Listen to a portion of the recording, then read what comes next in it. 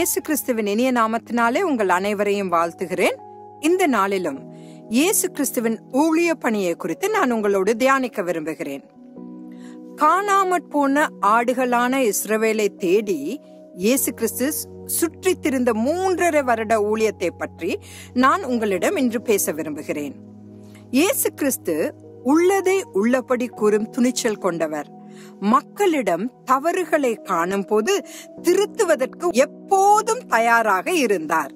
லூக்கா 10வது அதிகாரம் 38வது வசனத்திலிருந்து 42வது வசனம் வரை நாம் பார்த்தோமெனில், மரியாள் மார்த்தாள் கதையில் மார்த்தாள் பல காரியங்களை குறித்து கவலைப்பட்டு தன் ஆண்டவருக்கு ஒரு நல்ல போஜனத்தை அளிக்க தன்னால் இயன்ற அனைத்தையும் செய்து சுறுசுறுப்பாக செயல்பட்டு கொண்டிருந்தாள்.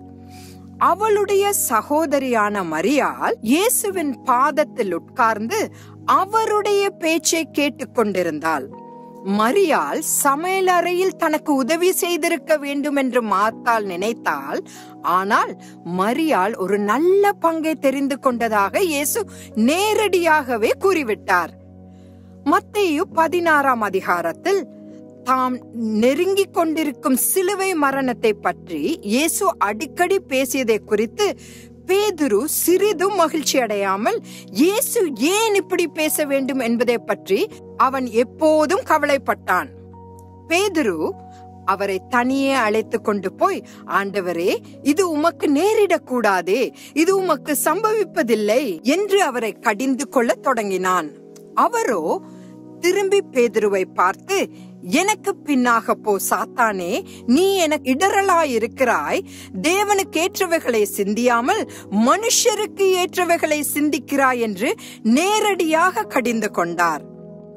லூக்கா 11ஆம் அதிகாரம் வசனம் 27லிருந்து 28 வரை. அவர் இவைகளை சொல்லுகையில் ஜனக்கூட்டத்திலிருந்த ஒரு ஸ்திரீ அவரை நோக்கி, உம்மை சுமந்த கர்ப்பமும் நீர் பாலுண்ட முளைகளும் பாக்கியம் உள்ளவைகள் என்று சத்தமிட்டு சொன்னாள்.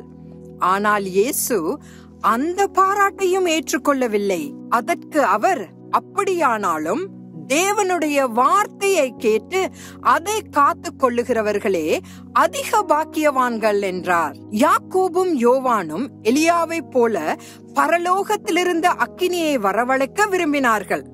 அவர்கள் சமாரியாவில் உள்ள பட்டணத்தை கடந்து போகையில் இயேசு திரும்பி பார்த்து, நீங்கள் இன்ன ஆவியுள்ளவர்கள் என்பதை அறியீர்கள் என்று அதட்டி, மனுஷகுமாரன் மனுஷருடைய ஜீவனை அழிக்கிறதற்கு அல்ல, ரட்சிக்கிறதற்கே வந்தார் என்றார். கடைசியாக மத்தேயு 23ஆம் அதிகாரம் 5 முதல் 8 வசனங்கள். இயேசு உண்மையில் பட்டங்களையும் சலுகைகளையும் எதிர்ப்பதை காண்கிறோம். பின்வரும் வசனங்களில் அதை நாம் காணலாம். தங்கள் கிரியைகள் எல்லாம் மனுஷர் காண வேண்டும் என்று செய்கிறார்கள். தங்கள் காப்பு நாடாக்களை அகலமாக்கி தங்கள் வஸ்திரங்களின் தொங்கல்களை பெரிதாக்கி விருந்துகளில் முதன்மையான இடங்களையும் ஜெப ஆலயங்களில் முதன்மையான ஆசனங்களையும் சந்தை வெளிகளில் வந்தனங்களையும் மனுஷரால் ரபி ரபி என்று அழைக்கப்படுவதையும் விரும்புகிறார்கள். நீங்களோ ரபி என்று அழைக்கப்படாதிருங்கள், கிறிஸ்து ஒருவரே உங்களுக்கு போதகராயிருக்கிறார், நீங்கள் எல்லாரும் சகோதரராயிருக்கிறீர்கள். இயேசு தன்னை பிரபலப்படுத்திக் கொள்வதை விட தன்னை பிறருக்கு யார் என்று வெளிப்படுத்தாமல் இருப்பதையே விரும்பினார். தான் தவறு செய்து விட்டதாக நினைத்த மக்களிடம் நேருக்கு நேர் பேச எப்போதும் தயாராக இருந்தார்.